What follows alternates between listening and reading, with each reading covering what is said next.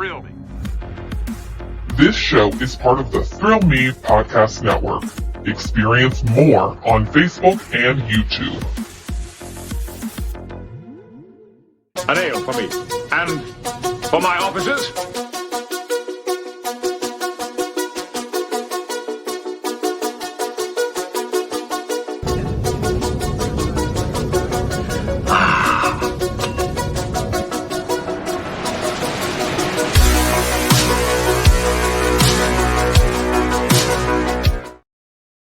Welcome in to 10 Forward. I am Zach. I am the host of this wonderful, wonderful show about galaxy traveling. This week, what a week. What a week we have indeed. We are doing Code of Honor, episode 3 or 4, whatever. I'm just saying the episode title from here on out. We're doing Code of Honor from TNG. This episode has a lot of baggage, so I can't wait to kind of dive deep into that before we get started. Got to pour my Athletic Brewing, my synthahol. I practiced all goddamn day for it, and I couldn't even get the dang line right. Whatever, synthahol. We got it right here. So I ordered these exclusive to online packs. Like from where I live, they only have hazy IPAs, golden ales and such. So they actually make a stout. And let me tell you, this thing is yum yum. Come get you some. So cheers to you. Welcome to 10 Forward. If you want to become a Patreon on the Thrill Me Podcast Network, make sure you follow us there. You got many of options to help support the show, from just free, just being like, yay, to $1 to $9. Everybody gets their own cool little benefit when you follow us on the Throw Me Podcast Network. But yeah, let's get in to tonight's episode. So I knew there was some baggage with the episode. I didn't recall what exactly it was until I started watching it. And I was like, oh, so that's what this episode's going to be about. So let me give you a quick synopsis of Code of Honor, and then we'll get into the episode. It says, when the leader of an alien culture takes a romantic interest in Lieutenant Yar, he claims her for his own, to the dismay of his own wife, who in turn challenges Tasha in a fight to the death. Yes. So that's the basic plot of this. Now, last week, before our special episode, if you have not checked out that special episode, I'd say go see it. It has wonderful panels about Star Trek, TNG, and Picard, and William Shatner being William Shatner. So if you haven't checked that out, that's the episode before this one. But the last official episode we did, it was a horny episode. I was like, good God almighty. They came in swinging for episode 2. And I gotta say, they did it again, just not in a good as fashion. Because when this bad puppy starts, again, I knew there was a little something about this episode that's been yelled about online, and some would say kind of racist. And then I was looking deeper into it, and it was like, apparently the aliens on this planet were supposed to be lizard people, and I'm going to be quite honest, we did not have the budget for this. So it was a choice to go from lizard people to straight up, we're going to have like almost African-like planet. That's what the whole planet is. By the way, that's my biggest problem with like space things in general. Like the whole planet is whatever said culture. Like we deal with this planet the entire time. Like there's even a point where there's an attack on the planet almost. And I'm like, what about the other civilizations on this thing? Like, I know they're not the only ones, but hey, that's not why we're here. We're here just to discuss this episode in general. So when we start the episode, apparently there's this vaccine that can help this plague going around, and this planet, this culture has it. So they invite them to come up to this ship because they are not as tech savvy as the Federation. When you see here when they're visiting the ship, like this is what they're wearing. They don't have ships, they don't have anything like that. They're kind of like early based culture. So the fact that we're just bringing them on the starship's kind of wild in my eyes, especially when, I don't know, I just feel like, I guess they knew about space stuff, but they can't do it themselves. So they're on the ship. Lutan, their leader's up there. He's like, yeah, I'll give this vaccine to you as long as you respect me and all this stuff. And when they first come into contact with the Starship Enterprise, like one of them's making a move and Lieutenant Yar is the head of security. So they're like, you got lady as head of security? I don't buy this one bit. And then she takes down one of them, like the Arsenio Hall. And I know I'm saying this, like there's no fucking way I can get through this without like, I immediately, and granted this came out first, so I guess maybe Coming to America bit off these two, but all I can think of is like Eddie Murphy in that movie and Arsenio Hall. That's all I could think of the whole time, like fucking Arsenio Hall being like, you fucking swine, you piece of shit, I'm gonna beat you up when he was fighting Eddie Murphy. I love that scene. Anyways, yeah, so gets beat up by Yar, and Lutan, he's getting a little chubby for it because that's how we get into the show. He's like, I can't believe this lady is the head of security. And Lutan's like, oh, me neither. She's doing it for me, and I need to make her my number one. So we continue on. We're giving them gifts. We're showering them with gifts because we have to respect their culture and respect what they do. And he's like, yeah. Lutan's like, I'm gonna give you your vaccinations and such, so you could go cure the COVID and whatever planet over there. But gotcha, and steals Tasha Yar. Like they go back to the planet, and this is where it goes wild for me because then like Captain Picard goes on the ship and he's like, on the bridge, and he's just like, nah, you ain't going to do that. Y'all need to answer our calls because they keep trying to call, and they're like shooting photon torpedoes at the planet. And I can only imagine like someone who has nothing to do with this being like, why is this alien trying to blow us up? Like it's Independence Day from the other perspective. Like we're the aliens. Federation are the aliens trying to destroy this planet. It's crazy. But they were shooting across the nose, not up it, if you know what I'm saying. And then finally, Lutan gets, he calls back Picard and he's like, all right, check it out. You can come down here. You can get your vax. You got to respect us. That's what you got to do. You got to respect us.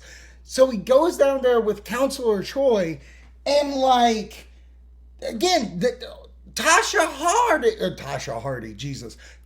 Yar is just straight up horny. I feel like she is just into fucking because she's talking to Counselor, and Counselor tricks her, being like, oh, you like it that Lutan wants you. And she's like, I mean, it's nice to be wanted. Hey, you tricked me.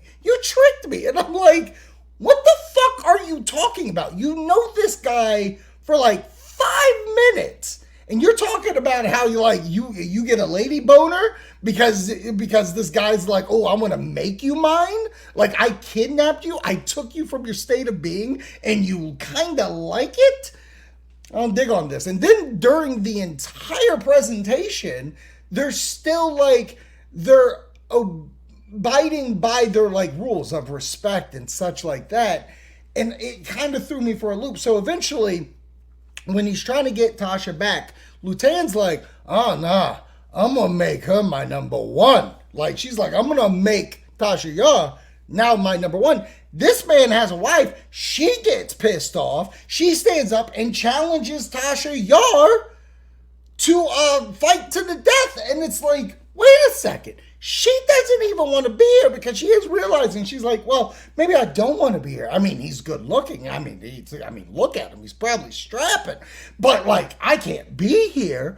And so now they're prepping for the fight. And Tasha Yar, as you can see here, because she showed this demonstration on the holodeck. I love it when we get holodeck stuff, by the way. But even though this is the most generic one, they were like, we can't even pay for a karate studio background. We're just going to give you a mat and put Tasha Yar in like a white belt gi, karate gi, like top half only, and fight this guy because we can't afford to take them to Cobra Kai because that's too much of the budget. Didn't you hear about the lizard people?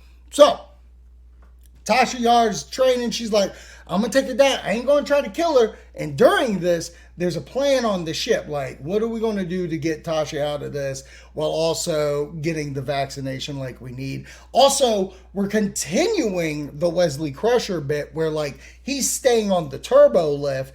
Like, Picard don't want him to come on the bridge, so he has to stay on the turbo lift. And Beverly Crusher's like, we almost made out once, Picard. Why can't you just let this boy come on this bridge? If you want to play some console hockey, if you want to go cruising for some Crusher, you're going to have to let this kid on the bridge. So Picard finally is like, fine, get on the bridge. You can come on in. You can mess with the tactical whatever position over there. So he's on the cons and stuff like that. So during all this, he's back and forth on the planet here, and they're talking and they're watching Lutan's wife train, and like the fighting arena is kind of cool. Like there's green lasers going up and down. There's these poles that'll fry your fucking face off if you get hit with it. And they also have this glove. This glove's got like a blade and spikes, and apparently the spikes have poison that's just going to mess you up, and that'll come in later. So now we're preparing for the death fight. We're preparing for the final battle.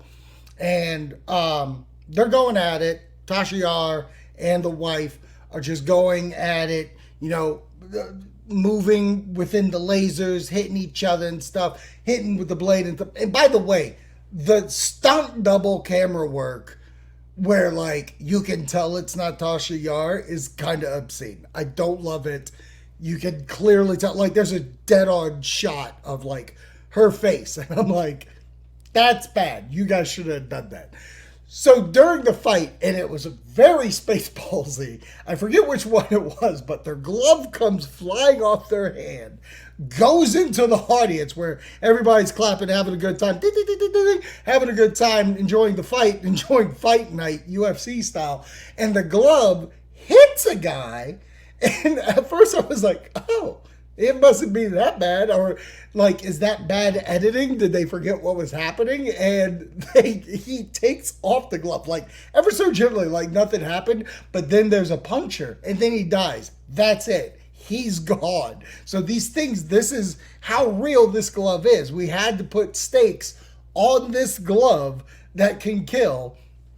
So they resume fight. Glove goes back to one of them, and they're fighting, and then Tasha, wham, lands that knockout blow that's going to kill her. She falls to the ground. Tasha falls on top of her, and then they beam off into the Enterprise. And Lutan's like, what the shit is going on? And Picard's like, hey, they fought to death. That's what you wanted. Hey, do I get that vaccine now? Come on, bro. You told me fight to death. There's vaccine happening. He's like, yeah. You good. You can get the vaccine. And he's like, all right, 5 to beam up. And Lutan and his boy is like, what? Why are we beaming up?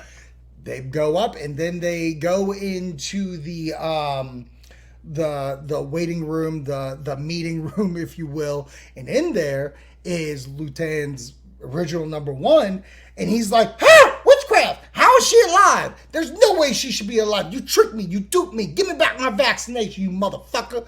And Picard's like, no, she died. It's in the records. It shows it. And he's like, how is it? This is witchcraft.